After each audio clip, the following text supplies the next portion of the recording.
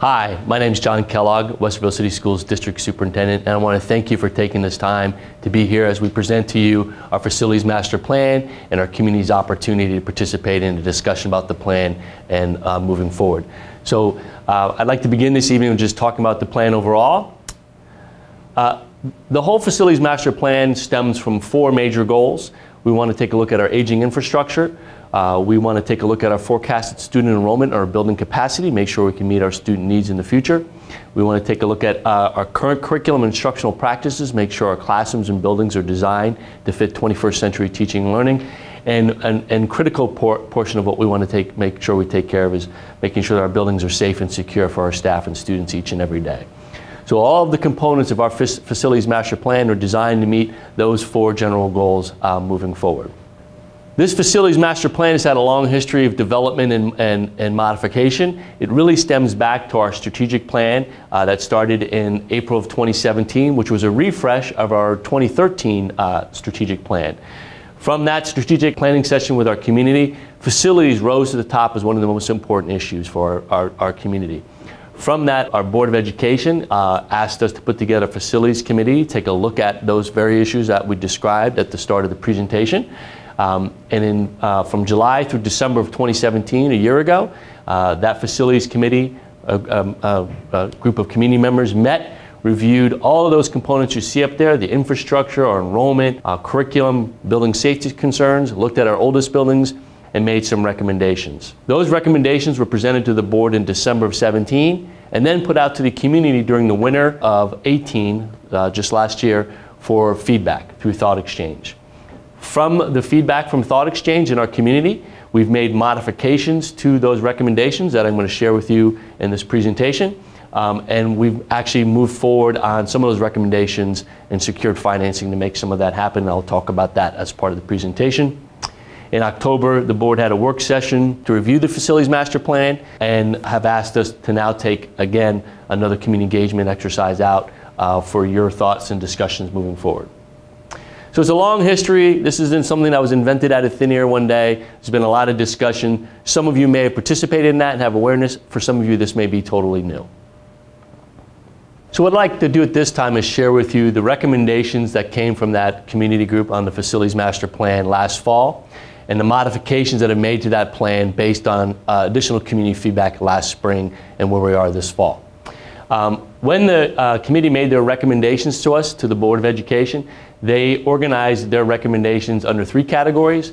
Priority 1 were critical, priority 2 important, priority 3 when funds allow. So I'm going to step through each of those recommendations and juxtapose those to the modifications that have been made based on community feedback from last spring. Under critical, the committee made the following recommendations. They recommended renovation to Westerville South High School, our oldest high school, built in 1960. It has significant infrastructure needs that we need to address moving forward.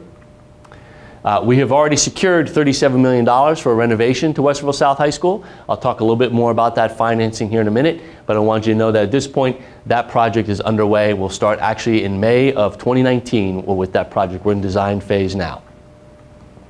The committee also recommended adding a new middle school at the southern region of the district to address middle school overcrowding concerns. And they recommended investing in some additional safety and security district-wide at our other buildings as well. Some of the financing that the board has already secured that we're moving forward with is being used to address the safety issues. So we'll talk about that one here in a minute. The new middle school, the board opted not to secure funding with current resources. They opted to give the community some more discussion, some more input into that portion of the project, and I'll share with you that in a minute.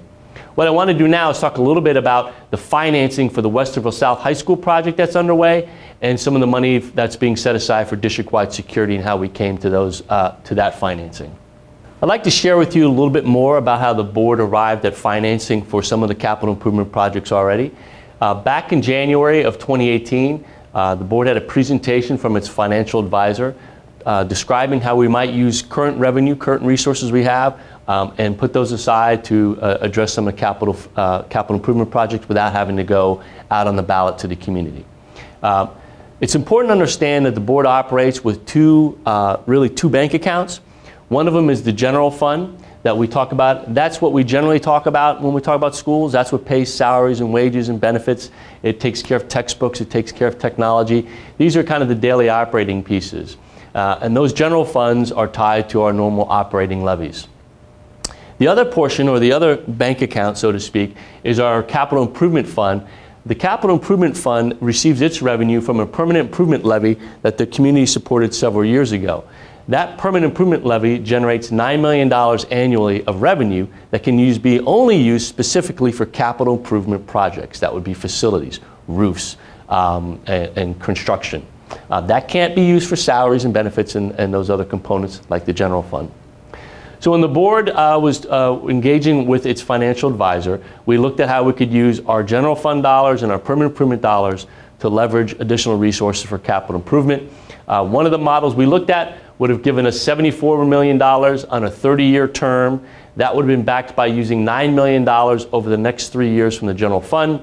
It also would have required us using $4 million annually of the $9 million of permanent improvement dollars. And that would have been a 30-year term.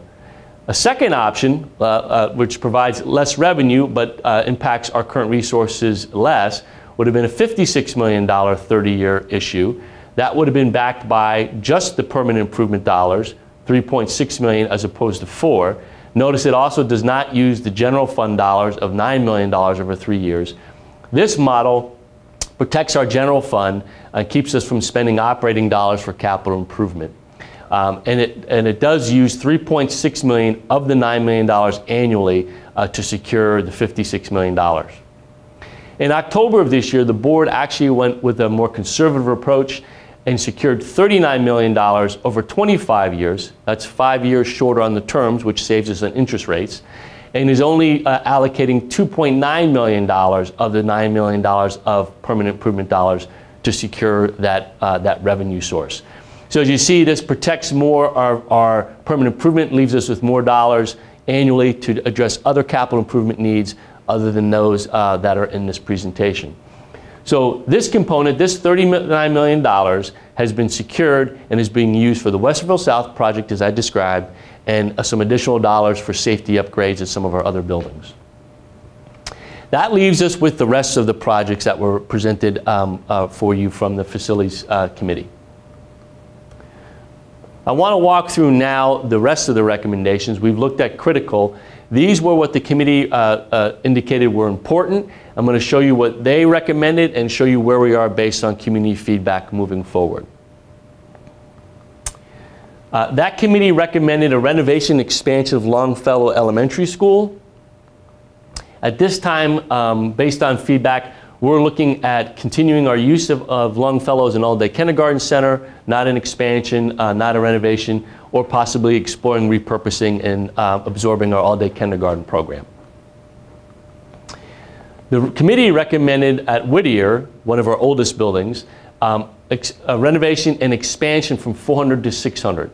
One of the things that came out in the thought exchange last year with our community was preference for smaller elementary schools. You're going to see in many of these recommendations from the committee recommendations to renovate and expand some of our elementaries, and you're going to see in current and our proposed facilities moving forward based on that community feedback, you're not going to see that same recommendation. So rather than renovation and expansion Whittier from 400 to 600, we're currently looking at just a renovation of Whittier with additional space for all-day kindergarten. Similar to one of the other recommendations was a new elementary school at the south end of the district. Just like there was a recommendation for a middle school as a high priority, a elementary school at the south end of the district as well. That recommendation remains in the current plan. The committee had recommended selling or redistributing the students per the district for the Emerson and Hamby, which houses our 2 magnet programs. Based on community feedback, our recommendation at this time is to keep Emerson and Hamby as they are with current programming and finance some renovations to Emerson to make it a better facility for our kids.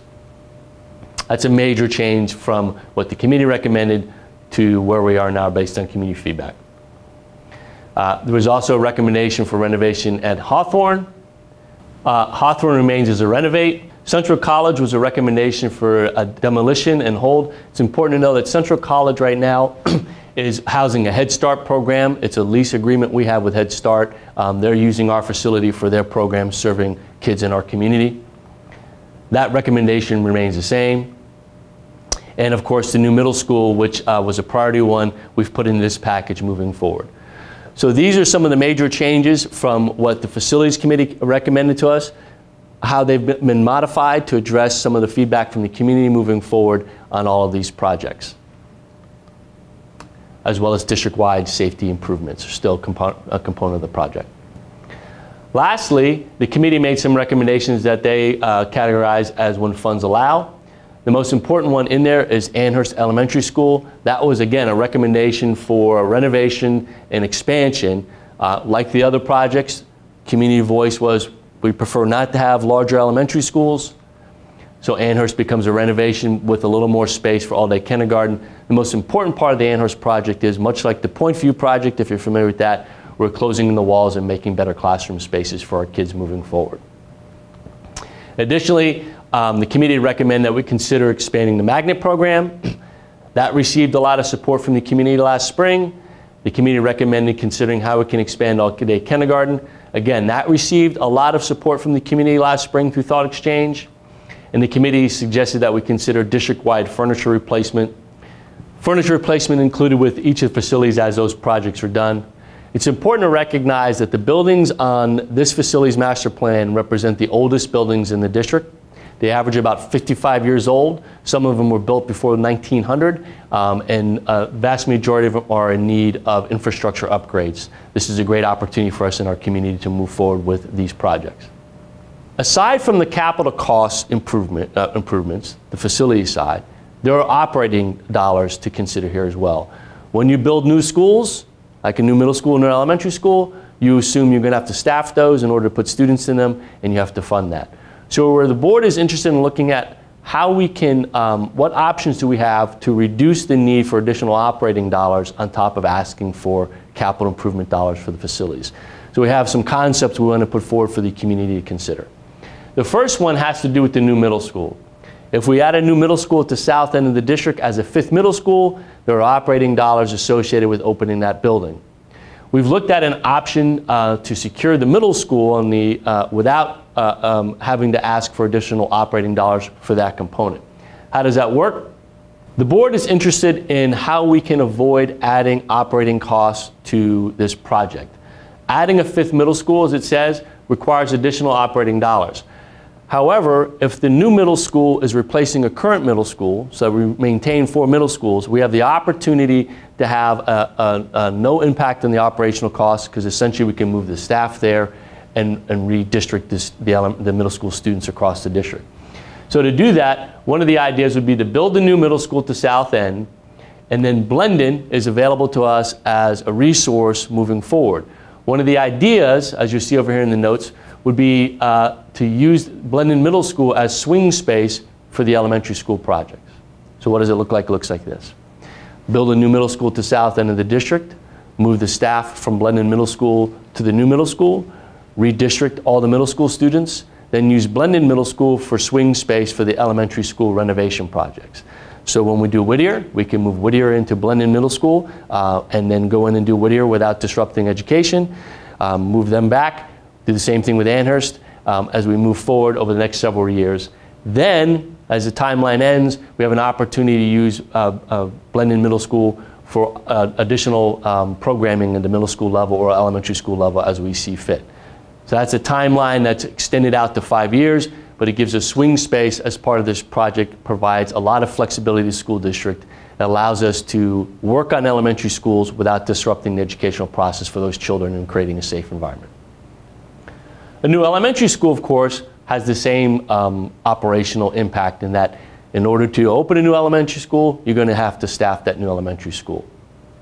So we've looked at the dollars associated with that, and we understand that there's an operational cost increase to that. It also gives us increased space for all-day kindergarten as we move forward. So, and lowers enrollment at some of our larger elementary schools like Hawthorne, like Mark Twain, where we have large elementary schools, a new elementary school at the south end of the district. Although it adds operational dollars, does reduce the size of some of our larger elementary schools moving forward. The new elementary school also gives us the opportunity to start looking at and considering expansion of our all-day kindergarten program. We also have some flexibility in this plan for expanding the magnet program at Emerson and Hamby if we see, as we move forward, some opportunity there as well. So these are some of the components on the operating side. In general, the package we're putting forward for the community to consider, the only operational costs would be related to the new elementary school moving forward. It's important to recognize that the district is already in position to ask for operating dollars in the future. We have been a good steward of our current finances. We've been off the ballot for any new money since 2012, but we do project the need for additional dollars in future years. The additional dollars that we need to fund this elementary school would merely be an add-on to the ask for our current operating dollars moving forward. So it's just a combination issue. So as we look at this total plan in summary, here are some of the key points. Every school in the district will receive safety and security upgrades from this plan. The plan maintains our current magnet programs in Emerson and Hamby. The plan calls for a new elementary school on the southern end of the district, which would help overcrowding at some of our larger elementaries and allow us to start considering expansion of our all-day kindergarten program. That new elementary school, of course, would add to the district's operating budget, and that ask would be part of the ask we have for the community coming forward for operating budget as it is today. New middle school in the southern end of the district helps overcrowding at our middle schools and provides us the opportunity to use Blendon Middle School as swing space for some of our other construction projects and consider other opportunities, other instructional opportunities in the future with that building. And finally, the elementary middle school attendance boundaries would be adjusted so that more students of the southern end of the district could attend schools in their home area. Those are the components of the plan. They're also provided, the same information is provided to you on our website, and there's an opportunity for you to participate in a discussion on those through our Thought Exchange. The link is right here. On Thought Exchange, you can come in, express your thoughts, read other people's thoughts, rate each other's thoughts. All that information will be collected back for us and help us shape the project moving forward before the board makes any final decisions about the direction of the project. The two important components here is the scope of the facilities master plan, the buildings that it touches, the goals of that plan, as well as the financing of that. There are capital improvement dollars that are required for this plan, as well as some additional operating dollars required to make this plan happen. So we're asking for you in the community, take a look at this and tell us your thoughts moving forward. Thanks for being here, and I appreciate your attention to this important part of our district.